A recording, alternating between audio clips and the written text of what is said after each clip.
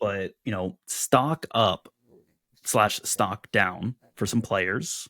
Okay. Obviously, in this case, we don't know anything about the players. So let's say for the teams that we've talked about, stock up and stock down based on, and it doesn't have to be just the designated players, but based on the transfer news that you've seen so far. Hmm. Okay. Are you throwing teams at me, or am I coming up with mine? I'm good to do either way. You can come up with your own if there's one you really, really, really feel strongly about, or I can just throw some random ones your way. Hmm. Looking at the list of teams here. Oddly enough, I want to start with LAFC, and I know they finished first in the West, uh, in the regular season. But oddly enough, I have them as a stock up. The Abobase signing, I like that one. They Good just signing. announced today Marky Delgado, who to me has been just such an underrated player throughout his time in MLS. Just wherever he goes, he seems to find success. He's a Uh, great glue guy. Great glue guy, and he might not start every game now, but just thinking of his career, because he went from Toronto to LA Galaxy, and now he's going from LA Galaxy to LAFC for 400K game. That was announced today. That to me, or either today or earlier this week, I can't remember. But that's another solid option for LAFC in midfield. They also announced a young kid, Igor Jesus, or Jesus, I don't know exactly how to say it, in midfield. They got the loanee from Celtic in midfield, so they're really revamping their midfield. They brought Aaron Long back in, and I think just overall, they are really up in the quality across their squad. And I don't think they've really lost a whole lot of quality in the players that they did lose. So for me, LAFC is a stock up, would be my first team to pick on. That's fair. I'm going to go to the other side of the country. I'm going to go in honor of Bryce, who I think is trapped in Atlanta right now with all the delays and cancellations. Yeah. But I'm actually going to take Atlanta United as a stock up. They are a stacked front office, right? Extreme success within executives like Lagerwey, Chris Henderson. You know that they work well together. You've seen what they can do with teams like Seattle and Miami.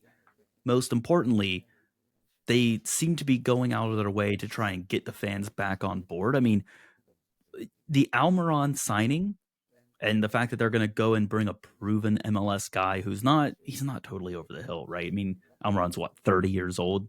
That's still, there's plenty left in the tank at Mm-hmm. 30, especially for a player of his caliber.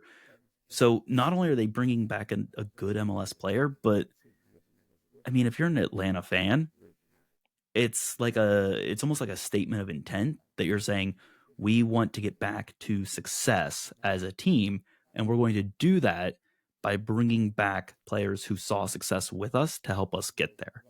Now, if they go back and get only the players that led them to MLS Cup, then obviously that's a different conversation, right? But Right. Almiron still has what it takes to be successful in MLS. And I mean, it's a level of outlay that, I mean, it's still going to be 12 million, right? That shows Mm-hmm. commitment to trying to do right by the project. So agree with all that, 100%. And Atlanta, definitely one of the more ambitious clubs in the league, willing to spend. We all know that.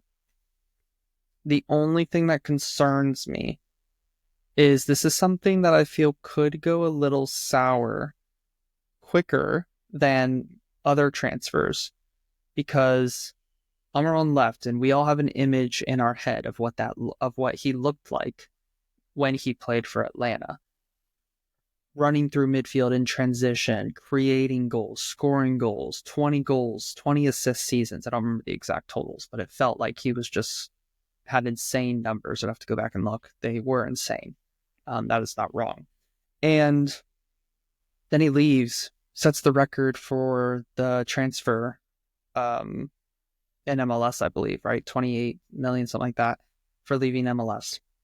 Now he's coming back, and the last image of him was that player. And is that player still in there? You know, probably not.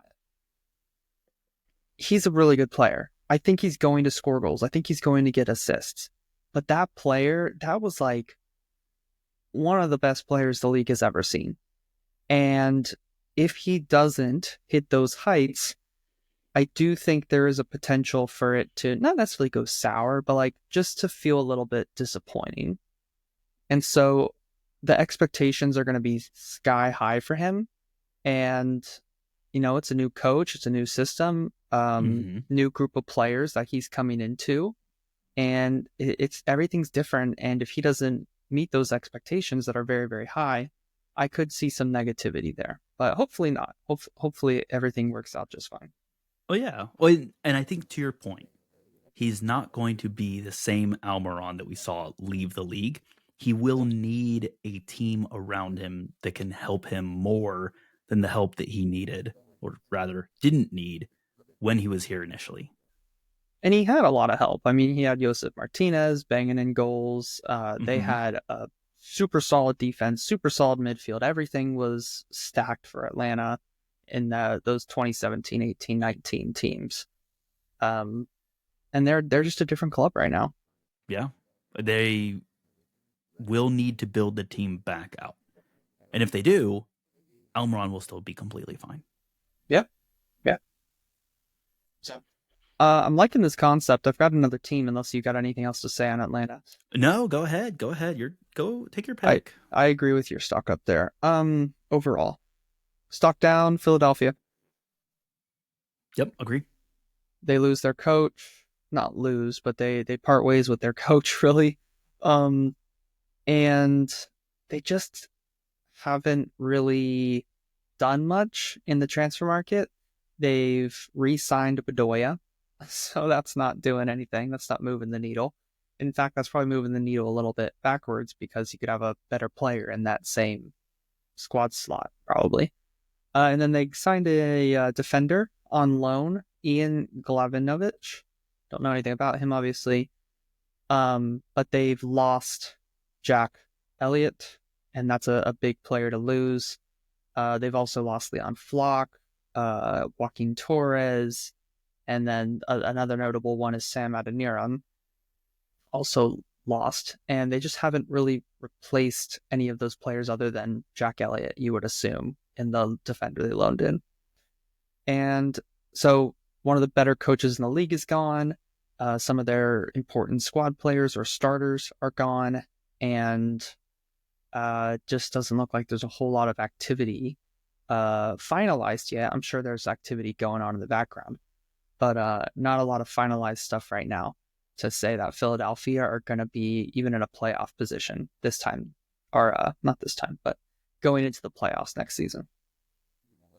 Do we know that there's anything going on in the background? I mean, I they haven't have heard any his rumors. yeah, they have historically not been a very spendy team. I mean, I almost think of it more as a who are we going to see from their academy make a difference this year? Because that seems like it's going to be their most likely source of that next big player for them. Yeah, I'll have to. I'm scrolling through Jonathan Tannenwald's timeline because he usually has all the good stuff, but I'm not seeing much. I Seeing some don't. NFL stuff here. Yeah, I was gonna say I don't think there's really much in there. On, I feel like I need to take a West Coast team for a stock down, and the problem is the team that I would normally take would be San Jose, right? Except that they're Your default basically stock down. well, yeah, but here's the thing: they're basically New England from 2 years ago at this point, and New England 2 years ago was a perfectly fine team, Yep. which really has me kind of in this weird spot where it's like I don't think New England are, I don't think New England 2.0, right? Like I don't think San Jose are going to be an amazing team this year, but I think they'll be respectable, and I don't know if being respectable is enough for a San Jose side that has been dreadful for so long. But I don't know. Maybe that's like a wait and see type thing, and I feel like that's a cop out. Maybe Houston. I've got a Western stock down for you to consider. Is it RSL and or Houston? It was RSL, so Oh, yeah. I Okay. guess Well, there we go. those were the two that also came to mind. I mean, Houston kind of jumps out to me because they have been getting rid of players. I mean, they lost Ache, obviously that no love lost there with the way that he went out there in the playoffs and some of the actions that he had. And I don't think fans will be overwhelmingly sad to see him go. And then I think Sebas is gone for them as well. I think they actually even bought him out, which is Hey, fascinating he was. I considering mean, he wasn't great for them. he wasn't, but that's a designated player. Like that's, He I mean, he wasn't playing for them. That's how bad he was. Like he was a complete yeah. failure of a transfer. And I feel like getting rid of Ache and Sebas, like normally that should be a stock up, but I don't think I've seen them bring anyone in either. So like They I also just I don't maybe I missed it, but Karaskia left as well. yeah, Coco Carrasquilla also gone, and like that was probably the one bright side for Houston. So I don't know. I mean, again, it's like on paper they should be a stock down, but I feel like they have so much potential. Like all the all the canvas in the world is opened up to them. Like they could go out and get multiple great designated players, or they could go sign Sebas 2.0 three times over. Yeah. I don't know. I don't know how much I trust them to not do that. Just for I'm looking at the listing here. Jimmy Maurer, Mm-hmm. goalkeeper. I Daniel don't love Steers, that. defender. Eric Don't love that either. Duenas, midfielder. Stock down. Yep, I'm firmly in the stock down as you're And then naming an off some of these names. MLS Next Pro guy, Obafemi Awadesu. I haven't heard of him. So that's it. That's their ins. They have no DP ins, and None. um, it's not looking great. I'm sold. It's a stock down. I Maurer, I think, was with Dallas most recently, It, and Maurer's time in Dallas was definitely done. And I don't think Houston needed to be the team that signed Maurer. Now, obviously, teams have more than one goalkeeper. He might not be their plan for like long term, right? But I still think if you're gonna get like a glue guy, like an MLS experienced guy, just to have on a roster as like a backup or mentor thing, there's probably also better options in the event that you also need them to play. So yeah. Well, I like this as a concept heading into the season. We should keep it around.